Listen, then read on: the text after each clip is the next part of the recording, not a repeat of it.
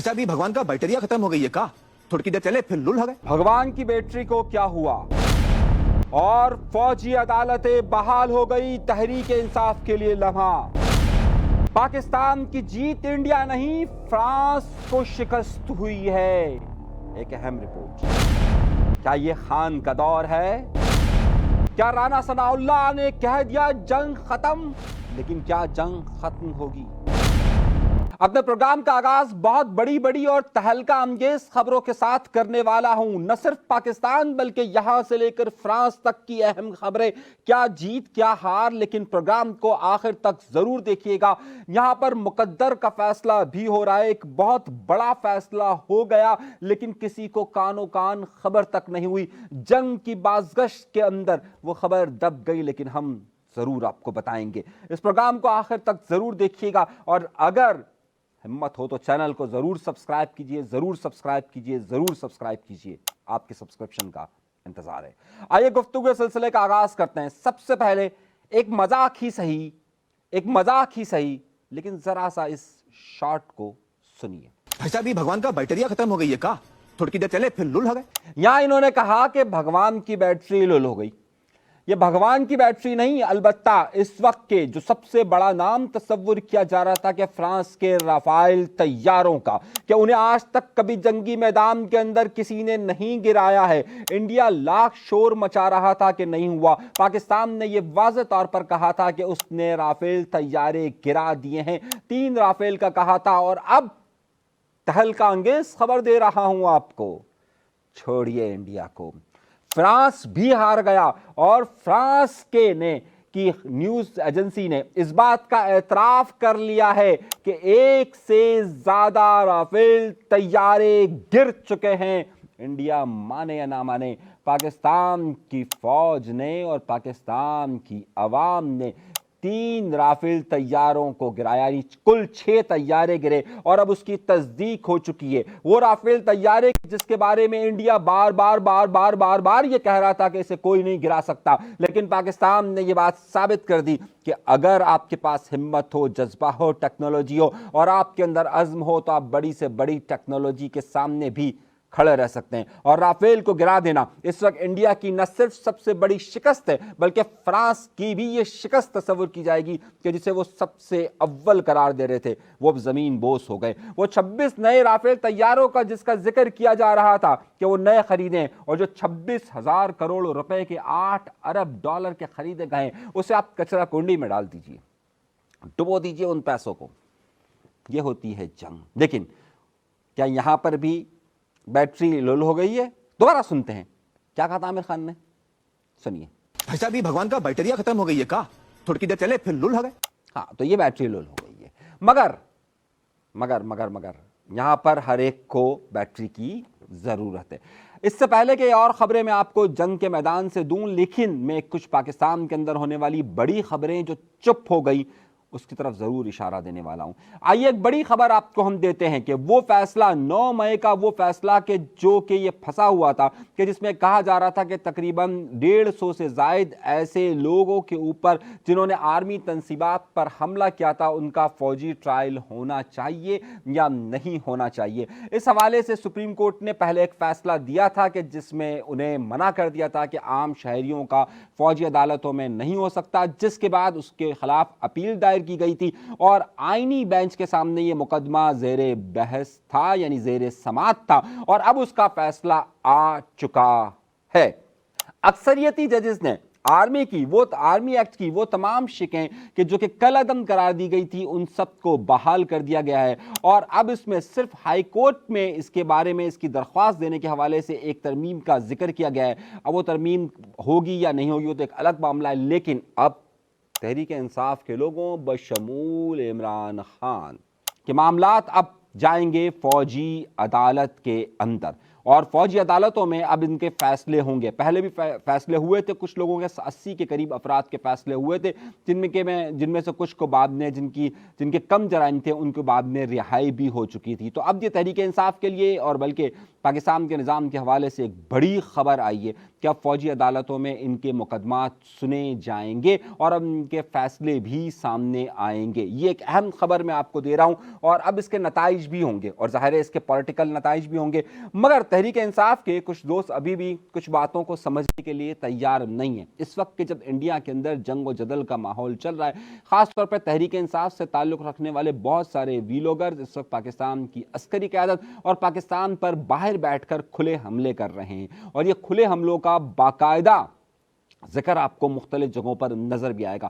میں اس وقت ان سب لوگوں کی نشاندہی کر ان کو اس وقت جگہ دینا نہیں چاہتا, لیکن میں صرف ایک بات جانتا ہوں کہ جب کبھی بھی ہمارے جو آپس کے مسائل ہوتے ہیں, جو سیاسی مسائل ہیں, ان تمام کو بیٹھ کر حل کیا جا سکتا ہے, لیکن جب دشمن آپ کی طرف نگاہ رکھے تو پھر بھائیوں کو ایک ہونا پڑتا ہے, اور کم از کم اس وقت کو ضرور گزارنا پڑتا ہے. اب چلیے آگے کی طرف چلتے ہیں, اور آگے کی طرف اس لیے چل رہے ہیں کیونکہ عمران خان صاحب کا ایک جملہ جب ابھینندن کو گرفتار کیا گیا تھا, اس وقت کا ایک بڑا جملہ ان کا زیر گردش ہے. ذرا سنیے گا. ہندوستان کا پائلٹ ہم نے پکڑا ہوا ہے, ہم ایز اے پیس جیسچر ہم اس کو کل رہا کرنے لگے ہیں ہندوستان کو واپس. خان صاحب نے رہائی کا اعلان کیا تھا, اور اس رہائی کے اعلان کو بعد میں اور اب بھی بہت سارے لوگ ایک بڑی تنقیدی نگاہ سے دیکھ رہے ہیں کہ بھارت کو جواب ضرور دینا چاہیے تھا. پچھلے واقعات میں اور اب کے واقعات میں یہ بہت زیادہ فرق ہے کہ جب پچھلی بار بالاکوٹ پر حملہ کیا تھا اور اس کے بعد ابھینندن کا جہاز آیا تھا تو پاکستان نے اس کا جہاز گرایا, اور گرانے کے بعد ابھینندن کو گرفتار کیا, اور بعد میں عمران خان کے اس فیصلے کے بعد دے دیا گیا. لیکن اب صورتحال مختلف ہے. اب صورتحال اس لیے مختلف ہے کہ جب یہ حملے ہوئے تو پاکستان نے فوری طور پر بالاکوٹ پہ جب حملہ ہوا تھا تو اس وقت پاکستان نے جوابی کارروائی نہیں کی تھی, لیکن اس کے فوراً بعد آج کے واقعات میں, یعنی کہ جو واقعات رونما ہوئے 6 اور 7 مئی کے درمیان میں, اس میں پاکستان کی فوج نے اور پاکستان کی موجودہ حکومت نے پہلے سے ڈیسائیڈ کیا ہوا تھا کہ فوری طور پر رد عمل دیا جائے گا, اور پاکستان نے رد عمل دیا اور شدید رد عمل دیا ہے. اب اس شدید رد عمل کا نتیجہ ہی یہ نکل رہا ہے کہ اس وقت جو انڈیا کے اندر بہت سارے لوگ سفید جھنڈے امن کا جھنڈا لگا کر جا رہے ہیں, لیکن میرا اپنا ذاتی خیال ہے کہ ایک بار ان کو سبق ضرور دینا چاہیے. لفظ بہت ہی برا ہے, لیکن اگر انہوں نے, میں نے بار بار اپنے پروگرامز کے اندر اس بات کا ذکر کر رہا ہوں کہ اگر انہوں نے اپنے اس آپریشن کا نام اگر سندور دیا ہے, تو وہ ہمارے ایک دوست نے بڑی اچھی بات کہی کہ جس طرح میں نے اپنے پچھلے پروگرامز کے اندر بھی کہا تھا کہ سندور کا اگر لفظ انہوں نے استعمال کیا ہے تو یاد رکھیے گا کہ پھر یہاں پر جتنی بھارتی فوج ہیں ان سب کی عورتوں کے سر سے اب سندور ہٹانے کا وقت آ چکا ہے. لیکن اور دوسری بات بھی ہے کہ اگر انہوں نے سندور اگر لگا ہی دیا ہے اور اگر ہم نے سندور لگا دیا ہے تو اس کے بعد یاد رکھیے گا کہ پاکستان کی فوج نے جو کیا ہے, لفظ تو اچھا نہیں ہے, لیکن ایسا لگتا ہے کہ سہاگرات شاید ہم نے بنا لی ہے. یہ بڑی عجیب سی بات ہے, لیکن ذرا سا غور کرنے کی بات ہے. مگر اس میں ایک بڑی تبدیلی آ رہی ہے, جہاں پر اس وقت پاکستان کے وزیر دفاع خواجہ آصف صاحب اس بات کا ذکر کر رہے ہیں کہ جناب والا اس وقت جو صورتحال چل رہی ہے اس میں اگر یہ جنگ بڑھتی ہے تو نیوکلیئر وار ہو سکتی ہے.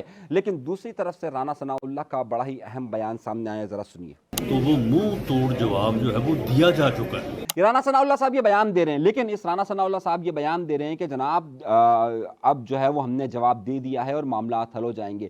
میرا اپنا ذاتی خیال یہ ہے کہ پاکستان اس کا جواب دے گا اور پاکستان کو اس کا جواب دینا چاہیے. اگر انہوں نے اس بار کی اور پاکستان نے جواب دے دیا, لیکن اس کے ساتھ ساتھ پاکستان اگر انہوں نے حملہ کیا ہے تو حملے کا پاکستان نے جواب نہیں دیا, پاکستان نے اپنا دفاع کیا ہے. میرا اپنا ذاتی خیال یہ ہے کہ ایک بار انڈیا کی ایک جگہوں پر اس طریقے سے اپنی نشانیوں کو چھوڑنا چاہیے کہ ہم بھی جوابی حملہ کریں. اگر پاکستان کی حکومت نے پاکستان کی عسکری قیادت کو یہ اختیار دیا ہے کہ وہ جوابی کارروائی کر سکتی ہے تو پھر اسے جوابی کارروائی اس حد تک کرنی چاہیے کہ انڈیا کے ان تمام جگہوں کو نشانہ ضرور بنانا چاہیے. خیر, یہ خبر تو چل رہی ہے اور ساتھ ساتھ اس بارے میں جنگ کے حوالے سے جو بھی صورتحال ہوگی ہم آپ کو لمحہ بہ لمحہ اپڈیٹ کرتے رہیں گے کہ کیا معاملات ہو رہے ہیں اور کس طریقے سے ہو رہے ہیں. مگر اس کے ساتھ ساتھ پورے پاکستان کے اندر ایک اور آپریشن بھی جاری ہے, اور وہ آپریشن ہے کراچی شہر کے اندر. کراچی شہر کے اندر ایک آپریشن ہوا ہے اور وہ آپریشن انتہائی خطرناک قسم کا آپریشن ہوا ہے. कराची में ऑपरेशन इस तरह से हुआ है कि अब जो SBCA है, सिंध बिल्डिंग कंट्रोल अथॉरिटी है, उसके अंदर अब दवा कर छापे पड़ना शुरू हो चुके हैं। एक 18 ग्रेड का ऑफिसर का अगर मैं आपको सिर्फ कहानी बताऊं, मेरे पास उसके तमाम डॉक्यूमेंट्स मौजूद हैं, ये तमाम शफाहिद मौजूद हैं, मैं आपके सामने रख रहा हूं। एक 18 ग्रेड का ऑफिसर, एक 18 ग्रेड का ऑफिसर, SBCA साउथ का ऑफिसर, कि जिसके डॉक्यूमेंट्स मेरे पास मौजूद हैं, लेकिन कल जंग की सूरत हाल की वजह से मैं आपके सामने नहीं रख सका था। इसकी जायदाद का अंदाजा कीजिए, और इसका नाम है हुसैन खोकर। इसके पास 18 ग्रेड का ऑफिसर है, और इसके पास जो डिफेंस के अंदर 1000 गज का बंगला है, सही है। उसके बाद इसके पास बाथ आइलैंड के अंदर एक महंगा फ्लैट है। इसके पास हैदराबाद के अंदर 6 करोड़ का एक बंगला मौजूद है। इसके पास एक विला है बहरिया टाउन के अंदर जिसकी मालियत 30 करोड़ रुपए है। इसके पास 5 गाड़ियां हैं, जिसमें BRV, जिसमें सिटी, जिसमें लैंड क्रूजर, तमाम गाड़ियां इसमें शामिल है। उसके साथ साथ इस शख्स की कनाडा के अंदर 1.5 अरब रुपए, यानी 1.5 अरब रुपए की जायदाद है। कैश इसके पास कितना मौजूद है इसका आप अंदाजा नहीं लगा सकते।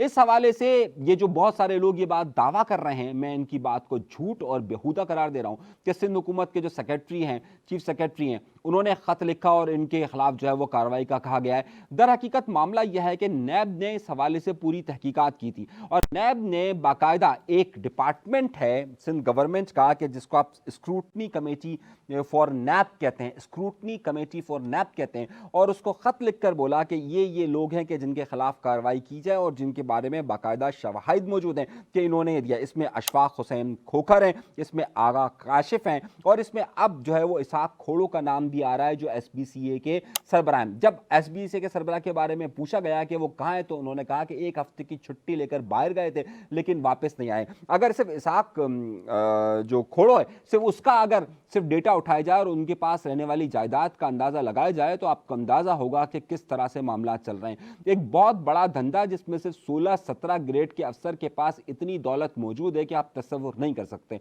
तो जो लोग सिस्टम चला रहे हैं वो कहां तक मौजूद होंगे। मेरी इतलात ये है कि बहुत सारे बड़े बड़े बिल्डर्स इसके अंदर मौजूद हैं। नैब की तहकीकात के साथ साथ अब इसमें और एजेंसीज भी शामिल हो चुकी हैं, और अब सिंध गवर्नमेंट पर यह प्रेशर बढ़ता जा रहा है कि वो अहदेदार और वो सिस्टम की तरफ आगे बढ़ें। तो क्या इस हवाले से सिस्टम के लोगों के साथ साथ उन पॉलिटिकल किरदारों, सियासी किरदारों के चेहरों से भी निकाब हटेगी या नहीं हटेगी कि जो इन सारे मामला आपके अंदर शामिल है? इस हवाले से मजीद तहकीकाती रिपोर्ट में आपके सामने फिर कभी पेश करूंगा, लेकिन ये सूरत हाल आपके सामने पेश कर रहा हूं कि इस वक्त मामला हो कहां रहा है और कौन कौन लोग इसके अंदर इन्वॉल्व हैं। जंग की सूरत हाल भी आपके सामने रखते रहेंगे, दीगर खबरें भी आपके सामने रखते रहेंगे, लाइव भी आएंगे, शॉर्ट्स भी देंगे, और तमाम चीजें देखते रहिएगा। बाखबर रहने के लिए अनीस मंसूरी को फॉलो जरूर कीजिए, सब्सक्राइब जरूर कीजिए। इजाजत दीजिए, अल्लाह ने के बाद।